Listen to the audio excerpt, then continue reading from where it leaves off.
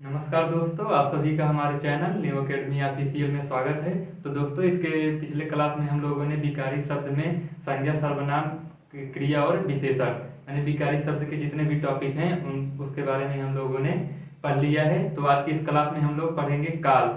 इसके बाद हम लोग एक और टॉपिक है वाच्य। इन दोनों टॉपिक को पढ़ने के बाद हम लोग अविकारी शब्द पे चलेंगे। तो चलिए शुरू करते हैं। तो सबसे पहले हम लोग काल का शाब्दिक अर्थ क्या होता है, काल का मतलब क्या होता है, इसको जानेंगे। काल का मतलब क्या होता है? काल का मतलब होता है समय। काल का मतलब क्या होता है? समय। तो इसके पहले हम लोगों ने विकारी शब्द में क्या पढ़ा था? क्रिया। क्रिया में क्या था? जिस शब्द से किसी कार्य के करने या होने का बोध हो उसे क्या बोलते हैं? क्रिया। और काल की परिभाषा क्या है? देखिए, उसी से रिलेटिव है थोड़ा, केवल इसमें समय दे दिया गया है। यानी काल का मतलब क्या होता है? समय। क्रिया के जिस रूप से काम के होने, क्रिया में क्या था? किसी शब्द से किसी कार्य के होने या करने का बोध हो। इसमें क्या है? क्रिया के जिस रूप से काम के होने का समय, किसी कार्य के होने का समय तथा उसकी पूर्णता यानी काम पूरा हुआ है या नहीं पूरा हुआ यानी अपूर्णता का बोध हो, उसे क्या बोलते हैं? काल। देखिए यहाँ पे वर्तनी सुधार कर लीजिएगा, उसे क्या बोलेंगे? काल। तो काल का मतलब क्या होता है? काल का शाब्दिक अर्थ क्या क्या होता है? समय। परिभाषा क्या है? क्रिया के जिस रूप से काम के होने का समय तथा उसकी पूर्णता का बोध हो, उसे क्या बोलते हैं? काल बोलते हैं। काल यानी समय। तो आप लोग जितने भी परिभाषाएं हैं, जितने भी विकारी शब्द जो हैं, उनकी सभी की परिभाषाएं आप लोग ध्यान में रखिएगा। तो चलिए आगे बढ़ते हैं। अब हम लोग जानेंगे काल के भेद। काल के मुख्यतः कितने भेद हैं? 3। चलिए देखिए, पहला क्या है? वर्तमान, दूसरा भूत, तीसरा भविष्य। चलिए थोड़ा सा हम लोग समझते हैं कि वर्तमान काल, भूतकाल और भविष्य काल, इनके बारे में समझते हैं। वर्तमान काल, जैसे देखिए कोई काम, जैसे देखिए अभी पढ़ाने का काम हो रहा है ना, ये वर्तमान काल हो गया। और अभी यही देखिए, जब ये आपका टॉपिक समाप्त हो जाएगा यानी बीत जाएगा, तो ये आपका क्या हो जाएगा? भूत हो जाएगा। और आगे कल क्या पढ़ाया जाएगा, वो क्या है? आपका भविष्य। एक बार फिर से समझिए, वर्तमान यानी जो काम हो रहा है, जो काम चल रहा है, उसे क्या बोलते हैं? प्रेजेंट टाइम में वर्तमान। और भूतकाल यानी जो काम हो गया है, जो काम हो गया है यानी भूत हो गया, पास्ट में हो गया। और भविष्य यानी आने वाले कल में यानी फ्यूचर में, उसे क्या बोलेंगे? यानी कल आने वाले कल में क्या होगा, उसे क्या बोलेंगे? भविष्य। तो वर्तमान में जो काम हो रहा है, भूत में जो बीत गया, भविष्य में जो आएगा। अब चलिए हम लोग देखते हैं अब वर्तमान काल के भेद कितने होते हैं। वर्तमान काल के कितने भेद हैं? 5। तो चलिए देखिए, पहला क्या है? सामान्य वर्तमान काल, दूसरा है पूर्ण, तीसरा है अपूर्ण, चौथा है संदिग्ध और पांचवा है संभाव्य वर्तमान काल। तो चलिए अभी हम लोग एक एक करके पूर्ण, अपूर्ण, सामान्य, संदिग्ध और संभाव्य, पांचों के बारे में पहले इसकी परिभाषा, उसके बाद एग्जाम्पल से समझेंगे। चलिए सबसे पहले हम लोग सामान्य वर्तमान काल देखिए। सामान्य वर्तमान काल, जहां पर कोई कार्य वर्तमान काल में यानी प्रेजेंट टाइम में, जहां पर कोई कार्य वर्तमान काल में सामान्य रूप से होता है, वहां सामान्य वर्तमान काल होता है। जैसे देखिए, बच्चा रोता है, बच्चा रोता है, यानी ये आपका क्या हो गया? सामान्य वर्तमान काल हो गया। अब चलिए अगला देखते हैं, पूर्ण वर्तमान काल। नाम से ही स्पष्ट है, पूर्ण यानी पूर्ण का मतलब क्या? पूरा।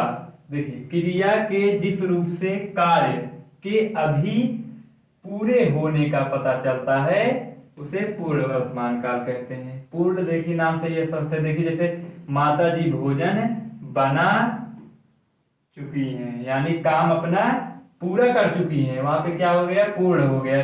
अब अगला है अपूर्ण, इसका अपोजिट देखिए अपूर्ण। अपूर्ण वर्तमान काल, क्रिया के जिस रूप से यह पता चले कि काम जो है, वर्तनी सुधार कर लीजिएगा, कि काम जो है अभी चल रहा है। पूर्ण में क्या था, माता जी खाना बना चुकी थी, काम पूरा हो गया था। अपूर्ण में अभी काम चल रहा है, यानी उसी एग्जाम्पल समझिए। देखिए जैसे माता जी भोजन बना चुकी हैं, ये आपका पूर्ण वर्तमान काल हो गया। माता जी भोजन बना रही हैं, यानी अभी बना नहीं पाई हैं, यानी बना रही हैं, तो अपूर्ण हो गया। दूसरा एग्जाम्पल समझिए, देखिए देखिए जैसे संध्या पढ़ रही है, पढ़ चुकी नहीं है, पढ़ रही है। अगर पढ़ चुकी होती तो पूर्ण हो जाता, लेकिन पढ़ रही है यानी अभी उसका काम अपूर्ण है। तो हम लोग क्या पढ़ रहे हैं, काल। तो इसमें क्या है, समय का बोध हो रहा है। अब अगला है संदिग्ध। चलिए परिभाषा समझते हैं। पहले परिभाषा देखिए, जहां पर वर्तमान काल का कोई कार्य पूरा होने में संदिग्ध यानी संदेह हो, उसे संदिग्ध वर्तमान काल कहते हैं। देखिए जैसे सूरज पड़ता होगा, तो इसमें क्या है, संदेह है। नाम से ही स्पष्ट है, संदिग्ध यानी संदेह है, पड़ता होगा। चलिए अगला देखते हैं संभाव्य। जिस काल में यानी जिस समय में, काल यानी समय, जिस समय से वर्तमान में काम के पूरा होने की संभावना, संभाव्य मतलब संभावना, संदिग्ध मतलब संदेह। आप लोग इसका ध्यान दीजिएगा, संदिग्ध में संदेह होगा, और संभाव्य में किसी काम के पूरा होने की संभावना होगा। देखिए जैसे शायद अंश फल तोड़ता हो, तो इसमें क्या है, संभाव्य है, यानी संभावना जो है व्यक्त कर रहे हैं कि हो सकता है कि अंश फल तोड़ता हो, शायद। चलिए अब आगे देखते हैं भूतकाल। वर्तमान हो गया, सामान्य, पूर्ण, अपूर्ण, संदिग्ध और संभाव्य।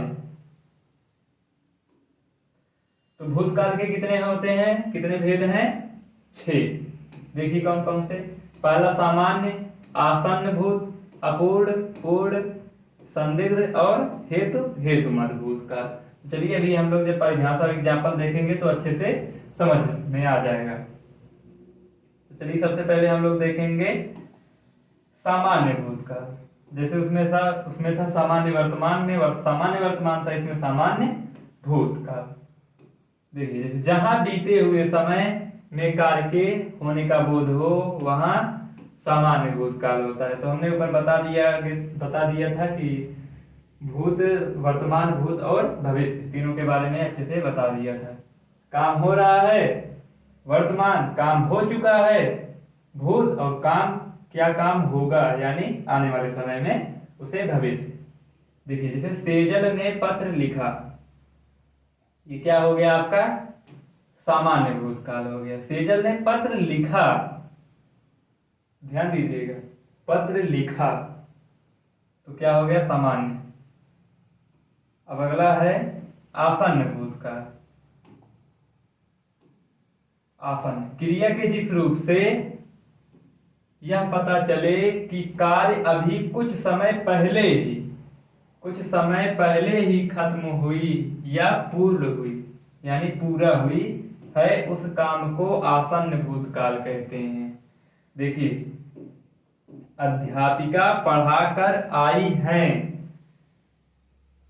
तो अध्यापिका क्या है, पढ़ाकर आई हैं। तो देखिए परिभाषा समझिए, क्रिया के जिस रूप से यह पता चले कि कार्य अभी कुछ समय पहले ही खत्म हुई है, तो देखिए अध्यापक पढ़ाकर, कार्य पता चले कि कार्य अभी कुछ समय पहले ही खत्म हुई या पूरा हुई है, उस काम को क्या बोलते हैं, आसन्न भूतकाल। देखिए अध्यापिका पढ़ाकर आई है, यानी कुछ समय पहले पढ़ाई है, उसके बाद आई है। अगला देखते हैं अपूर्ण अपूर्ण भूतकाल। जिस क्रिया से यह पता चलता है कि काम संपन्न नहीं हुआ है, कार्य अभी चल रहा है। जैसे अंश सो रहा था, तो ये क्या है? भूतकाल है। वर्तमान में क्या था? अपूर्ण में है, अंश सो रहा है, तो ये क्या हो जाता? अपूर्ण वर्तमान। लेकिन इसमें क्या है? सो रहा था, क्या है? अपूर्ण भूतकाल है।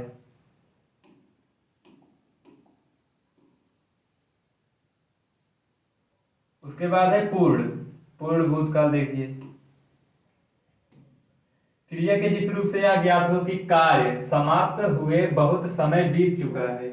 यहाँ पे ध्यान दीजिएगा, आसन में क्या क्या था कि कुछ समय पहले हुआ था कार्य, और पूर्ण भूतकाल में यानी बहुत पहले काम जो है बहुत समय पहले बीत चुका है। देखिए, क्रिया के जिस रूप से यह ज्ञात हो कि कार्य जो है समाप्त हुए बहुत समय पहले, बहुत समय बीत चुका है, उसे क्या बोलते हैं? पूर्ण भूतकाल बोलते हैं। वर्तनी सुधार कर लीजिएगा।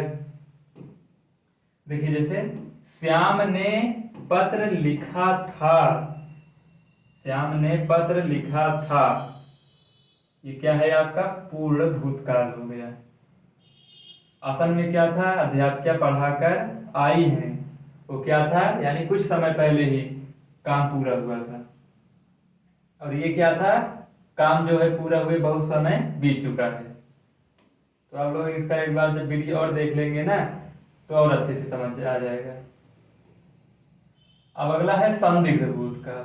जिसे संदिग्ध है वर्तमान काल था, उसी प्रकार संदिग्ध भूतकाल। भूतकाल की जिस क्रिया से कार्य के होने में संदेह हो। संदिग्ध का मतलब संदेह। शायद, संदेह में शायद राम श्याम के कमरे में सो रहा होगा। शायद यानी संदेह है, तो क्या हो जाएगा? ये संदिग्ध भूतकाल हो जाएगा। शायद राम श्याम के कमरे में सो रहा होगा, तो इसमें संदेह है कि सो रहा होगा कि नहीं होगा। अब अगला है हेतुमत भूतकाल। बहुत ही आसान है। एग्जाम में क्या होता है? आपको एग्जाम्पल दिया रहेगा, आपको बताना होगा कि इसमें कौन सा काल है। तो देखिए, हेतुमत वाला, क्रिया के जिस रूप से यह ज्ञात हो कि कार्य भूतकाल में होती, ध्यान दीजिए, कार्य जो है भूतकाल में होती, किंतु किसी कारण से नहीं हुई, वहां हेतुमत भूतकाल होता है। इस क्रिया में देखिए, मेन पॉइंट तो यहां से शुरू होता है। इस क्रिया में दो संबंध वाक्य होते हैं। तो जब आपको एग्जाम में एग्जाम्पल दिया रहेगा ना, तो आप लोग आसानी से समझ जाएंगे। देखिए, यदि श्याम ने पत्र लिखा होता, देखिए लिखा होता, तो मैं अवश्य आता, तो मैं अवश्य आता। एक बार परिभाषा फिर से देखिए, क्रिया के जिस रूप से यह ज्ञात हो कि कार्य भूतकाल में होती, क्रिया जो है भूतकाल में होती किंतु किसी कारणवश से नहीं हुई, वहां हेतुमत भूतकाल होता है। देखिए, जैसे यदि श्याम ने पत्र लिखा होता तो मैं अवश्य आता, तो मैं अवश्य आता। देखिए यहाँ पे क्या है, इस क्रिया में देखिए दो संबंध वाक्य हैं। एक तो ये आपका ये हो गया, दूसरा आपका ये वाला हो गया। तो आपका वर्तमान भूत हो गया। अब अगला है भविष्य। भविष्य काल के कितने भेद हैं? 3। पहला है सामान्य भविष्य काल, दूसरा है संभाव्य, तीसरा है हेतुमत। चलिए देखते हैं सामान्य भविष्य काल। जिस प्रकार सामान्य वर्तमान, सामान्य भूत, सामान्य, इसी प्रकार से भविष्य। क्रिया के जिस रूप से कार्य का भविष्य में होने का बोध हो, उसे सामान्य भविष्य काल। जैसे सूरज पत्र लिखेगा, देखिए ध्यान दीजिए, वर्तमान में क्या था? है, चुका है, चुकी है, ये सब था। और भूत में था, थी, थे, और भविष्य में गा। वर्तमान में क्या था? है, चुकी है, चुके हैं, और इसमें भूत में चुका था, चुका है, चुका था, चुकी थे, ये सब। और देखिए इसमें गा, देखिए लास्ट में लिखेगा। देखिए जैसे सूरज पत्र लिखेगा, ना तो वो लिखा है, ना तो वर्तमान है, और ना तो लिख चुका है। क्या करेगा? लिखेगा, यानी फ्यूचर में, आने वाले समय में, यानी भविष्य में। अब चलिए अगला देते हैं संभाव्य। संभाव्य यानी संभावना व्यक्त करना, यानी हो सकता है, शायद। संभाव्य भविष्य, जिस जहां पर भविष्य काल में किसी कार्य के होने की संभावना। देखिए शायद सानी पंजाब पहुंच गए होंगे, तो यहाँ पे क्या है? संभावना व्यक्त किया जा रहा है कि हो सकता है, यानी शायद, यानी हो सकता है कि पहुंच गए होंगे कि नहीं पहुंचे होंगे, यानी इसमें संभावना व्यक्त कर रहा है। तो आशा करते हैं आप लोग यहाँ तक समझ गए होंगे। अगला है हेतु हेतु मत। जैसे हेतु हेतु मत भूतकाल था, उसी प्रकार है भविष्य। देखिए जहां पर भविष्य काल की किसी बात पर भविष्य की दूसरी बात निर्भर हो, जहां पर भविष्य काल की किसी बात पर भविष्य की दूसरी बात निर्भर हो, वहां पे क्या होता है? हेतु हेतु मत भविष्य काल होता है। एग्जाम्पल समझिए, देखिए यदि आप लोग परिश्रम करोगे, यदि आप लोग या हम लोग, यदि हम लोग परिश्रम करेंगे तो एक दिन जरूर या अवश्य सफलता मिलेगी। तो देखिए यहाँ पे भविष्य काल की दो बातें हैं। यदि आप लोग परिश्रम करोगे तो एक दिन सफलता जरूर मिलेगी, यानी एक दिन जरूर सफलता मिलेगी, या एक दिन सफलता जरूर मिलेगी।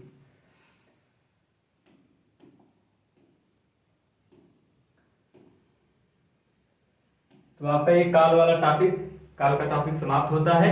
इसके नेक्स्ट वीडियो में हम लोग वाच्य पढ़ेंगे, छोटा सा टॉपिक है। तो आज का क्लास यहीं पे रखते हैं, मिलते हैं नए क्लास में। आप लोग इसका रिवीजन जरूर कीजिएगा। जय हिंद, जय भारत, वंदे मातरम।